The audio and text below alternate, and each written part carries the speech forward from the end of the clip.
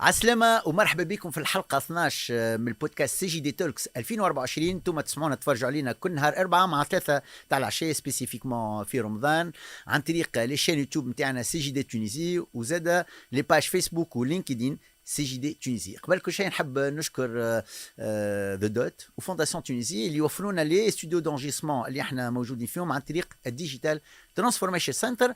اونكور اون فوا احنا لو ديرني بودكاست نتاع شهر مارس الموضوع نتاعنا كيفيه اقتحام الاسواق وصعوبه عولمه المؤسسات التونسيه en français l'accès au marché et l'internationalisation des entreprises tunisiennes. واليوم معنا ضيفتنا مرحبا بها Madame Karima El-Bedoui.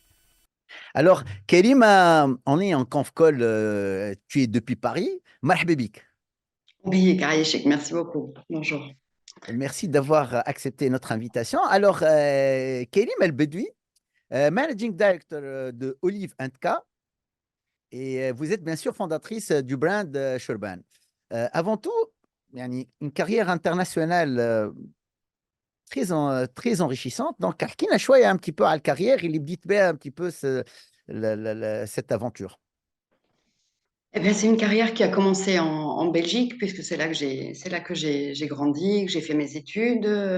Juste pour préciser, comme papa était tunisien, maman belge, d'où le mélange et le lieu de naissance, d'études et une partie de ma vie. Et puis, j'ai toujours eu cette envie de découvrir l'international, parce que le monde, finalement, c'est un pays. Et j'ai eu l'opportunité, effectivement, d'aller travailler en Asie, où ma carrière a évolué, parce qu'à la base, sont des études de traduction, motarjma, donc anglais-italien. Et puis, finalement, les choses ont évolué et je me suis tournée vers la finance. Donc, d'abord, j'étais basée à Singapour et ensuite, la carrière a évolué à Shanghai, en Chine, où là, j'ai passé effectivement presque 10 ans dans la finance, donc un monde assez pointu, assez stressant, de la gestion de patrimoine, beaucoup de services aux expatriés qui vivent en dehors de leur pays, donc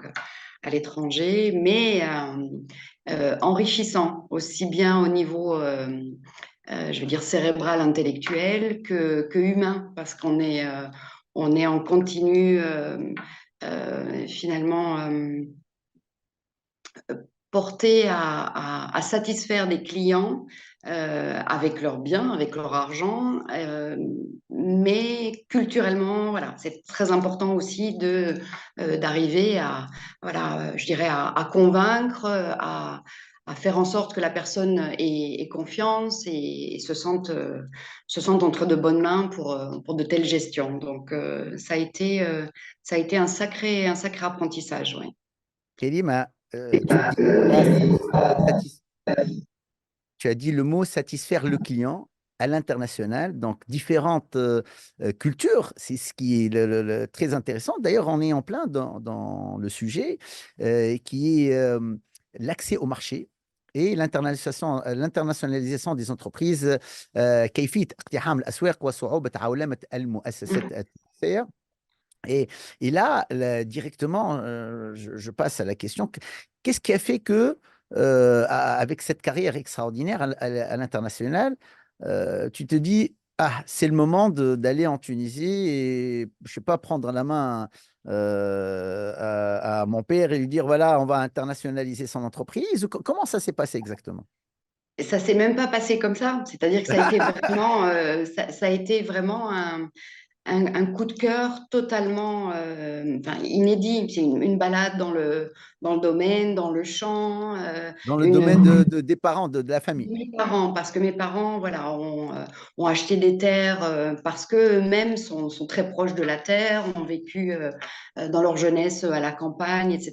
Donc, ils avaient cette envie. Et puis, papa, c'était important, vu qu'il était à l'étranger, pour lui de rester proche de ses racines. Donc, voilà, d'avoir de la terre à Shurban. Et ça s'est fait de manière totalement fortuite, en discutant, etc. Papa a senti Pour, que, pour, situ- pour, situer, pour oui, situer Shorban en Tunisie, c'est où alors, exactement? c'est fi Ouled Mehdi, donc c'est au gouvernorat de Mehdi, et c'est pour les gens qui connaissent la ville d'El Jem, avec le fameux et magnifique amphithéâtre d'El Jem, c'est environ à 35 kilomètres d'El Jem, dans les terres. Où en Tunisie, on est pratiquement à mi-chemin entre Kairouan et Sfax. Voilà.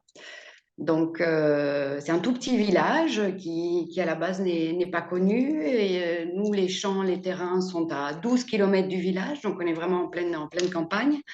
Et c'est vrai que je pense que papa, avec l'âge, une fois qu'il est allé, qu'il a pris sa retraite, lui s'est rapproché encore plus de ses terres, de sa terre natale, de ses origines. Et il a senti là que ben, nous, finalement, les enfants, on est éparpillés dans le monde, nos vies de famille, notre travail, etc. Avec toujours quand même ce lien avec la Tunisie. Moi, même quand j'étais en Chine, je prenais l'avion et j'allais retrouver mes parents en Tunisie. J'aurais pu aller en Belgique, mais j'étais plus portée vers la Tunisie. Donc, ça s'est fait comme ça, une conversation avec beaucoup, beaucoup d'émotions de sa part, où il s'est dit, ben, finalement, voilà, j'arrive à un âge où moi, je suis près de ma terre, mais mes enfants sont loin. Et est-ce que j'ai pas fait tout ça pas pour rien, mais qui va prendre le relais? Sachant que papa n'avait pas, à l'époque, il n'avait pas d'entreprise. Il avait ses champs, ses oliviers, et comme tout le monde, comme tous les agriculteurs, il fait cueillir les olives et puis il les amène au moulin du village. Il récupère un petit peu d'huile pour lui, et puis le reste est vendu comme ça. Enfin voilà, c'était de manière euh, un peu passionnée, je dirais. Et c'est. Comment ça s'est passé de la Terre à l'international? Il y a quand même un gap. Il y C'est a, bien Karima, c'est bien Karima qui avait une vision ou comment ça s'est passé exactement? Eh bien, il y a eu ce coup de cœur où d'un coup, j'ai vu ce papa qui était triste, qui pleurait. Mon père, le Hajj El Bedoui, cet homme fort voilà, qui représentait tellement de choses, de force, de prestance, etc. Je l'ai vu fragilisé. Et je pense que ça m'a vraiment touchée au plus profond de moi. Et je me suis dit, non, mais il est hors de question d'imaginer que ça puisse rester comme ça. Non, non, on va s'en occuper. Papa, je suis là et je vais m'en occuper.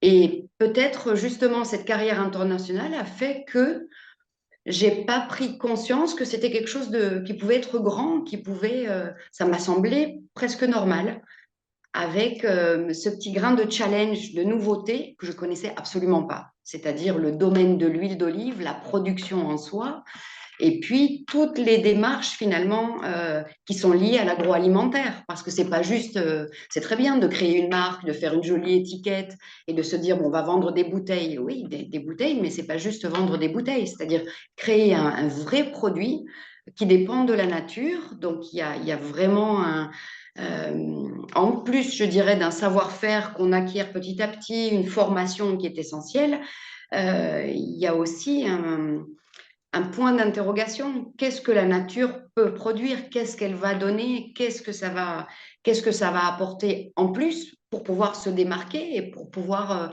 mettre en avant et mettre en valeur? Je n'ai jamais eu aucun doute sur c'est fou, hein, et pourtant, j'avais finalement très peu de contact avec le terroir tunisien en soi, puisque j'y allais que pour les vacances.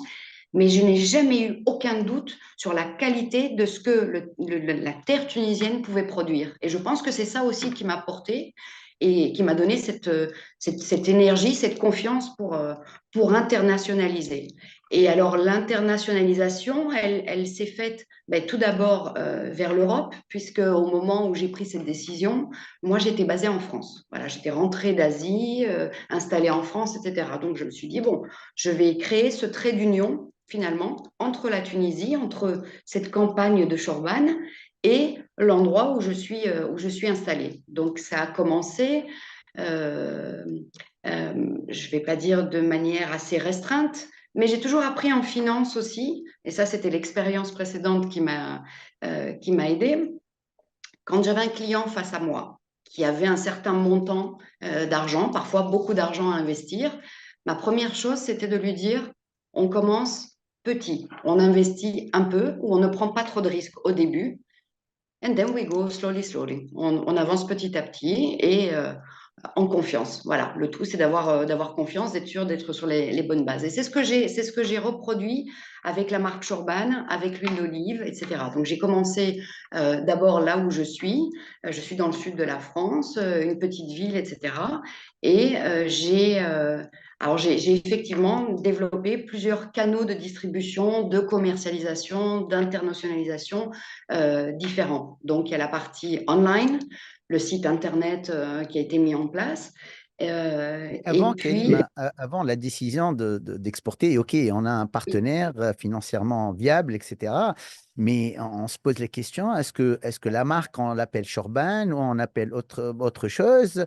Est-ce que je vends quel genre d'huile? Le marché, est-ce que je suis compétitif ou pas? Toutes ces questions, probablement, vous vous êtes posées en tant qu'entreprise. Et avec, bien sûr, ton père qui est encore avec vous. Donc, c'est pas simple de traduire une dynamique avant qui était plutôt basée sur la terre à une dynamique où on va vers l'extérieur, on améliore nos produits, on les met on les emballe et on va vers la concurrence. Comment ça s'est passé concrètement? alors moi, peut-être de manière un petit peu naïve au départ, je ne me suis pas imposée de barrières, euh, voilà, très finalement qui peuvent freiner quelqu'un. C'est-à-dire, je ne me suis pas mise en tête qu'il y avait une concurrence énorme. Je sais qu'il y a de la place pour tout le monde sur le marché. Ici, en Europe, je le vois dans les magasins à d'autres niveaux. Euh, Vous allez dans un rayon alimentaire, vous voyez il y a différentes marques, que ce soit pour les produits alimentaires, je dirais essentiels. Pour moi, l'huile d'olive est un produit de base et qui est essentiel à la cuisine, à la santé, à la gastronomie, etc. Et je vois qu'il y a un panel assez élargi avec différentes gammes. On a une gamme de supermarchés, donc une première entrée de prix, etc. Euh, Très vite, j'ai écarté cette possibilité-là. Pourquoi?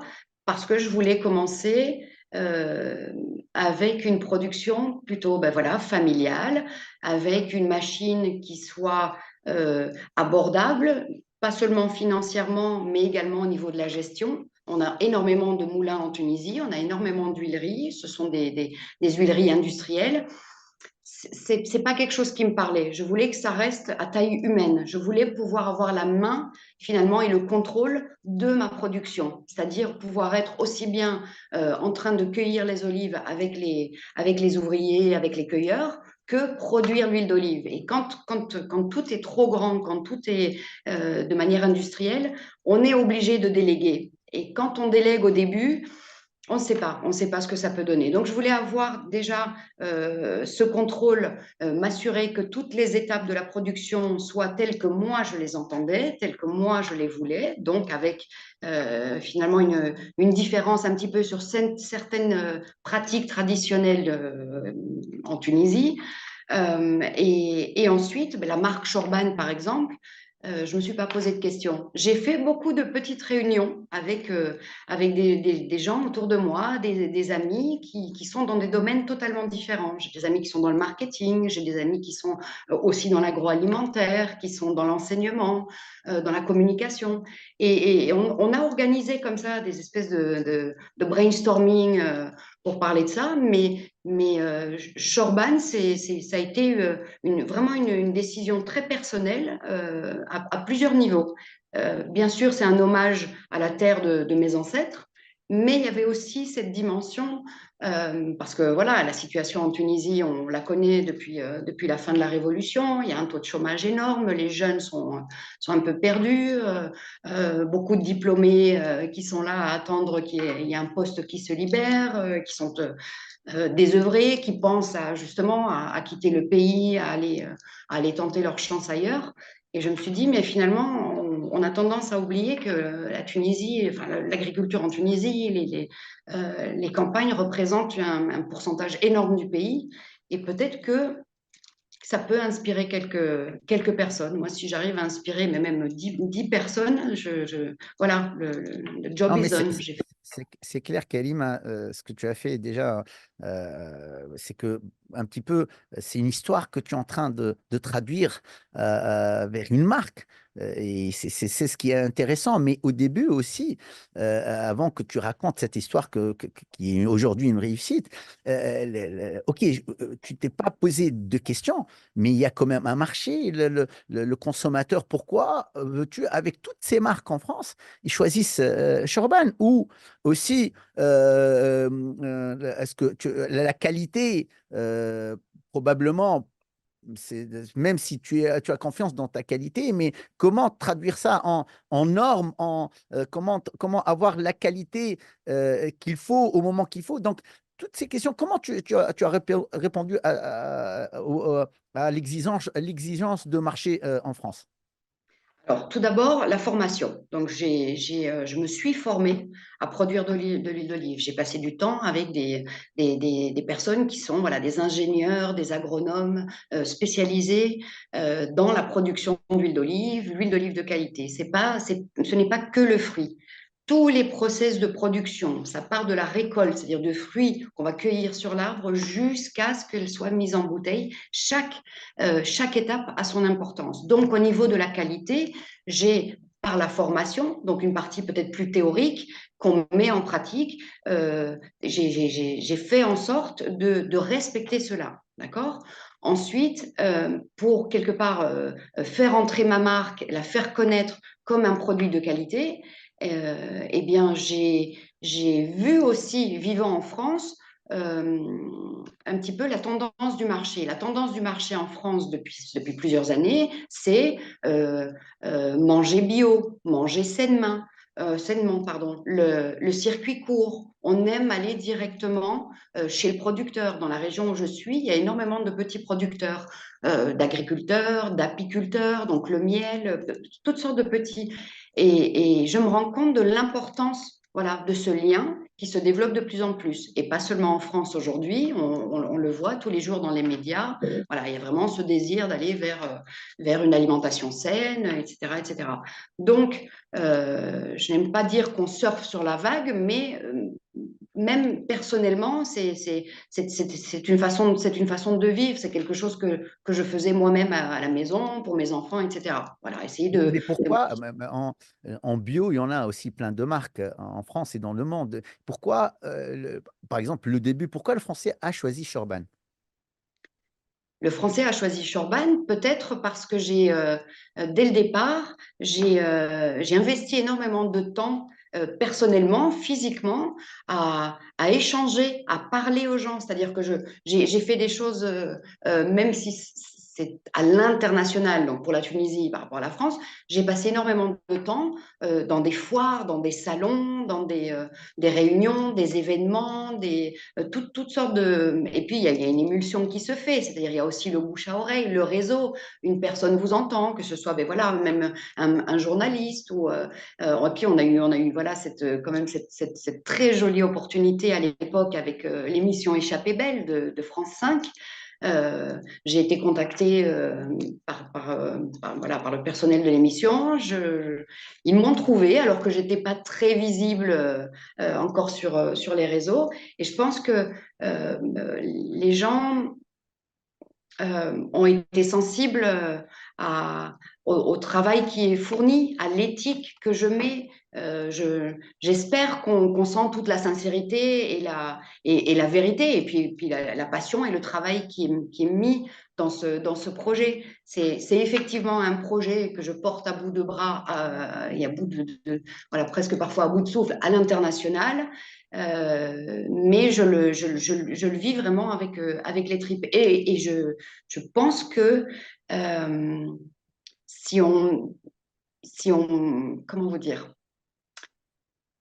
si on est en tant que client sensible à ce genre de message, euh, on continue d'aller vers des marques comme la marque Shorban. Voilà.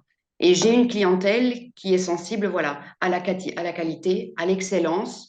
Et j'essaye de donner une touche physiquement, en tout cas à mon produit fini. Je veux que ce soit quelque chose qui soit joli, posé, qui ait une petite touche classe, parce que c'est voilà, c'est ce raffinement de la Tunisie que je veux mettre en avant.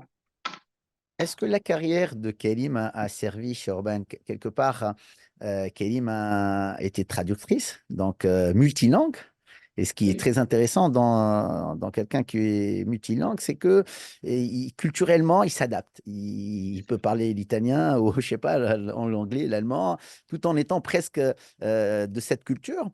Après, il y a cette partie où carrément être dans les finances, être vraiment super organisé et, euh, et on sait que l'internationalisation a besoin vraiment en finance qu'on soit bien régulé et c'est pas simple. C'est pas simple. Aller à l'international, c'est prendre des risques, c'est aussi avoir de mauvaises surprises. Donc, est-ce que la carrière de Kelima a aidé énormément le brand à évoluer, au moins au début? Bien sûr, et c'est au début, mais tous les jours, que ce soit même en Tunisie. Kélim en Tunisie, certes, elle est tunisienne, mais pas complètement non plus. Je me suis toujours sentie profondément tunisienne étant en Tunisie, mais apparemment, ce n'est pas l'image que je renvoie. Donc, quelque part, comment vous dire, j'ai dû montrer qu'on pouvait me considérer aussi, voilà, comme une Tunisienne qui sert son pays. Vous voyez, c'est intéressant hein, au niveau de l'identité. Mais c'est sûr que tout le passé, l'expérience multiculturelle, polyglotte, etc., me sert tout le temps. J'utilise tout ce background au quotidien.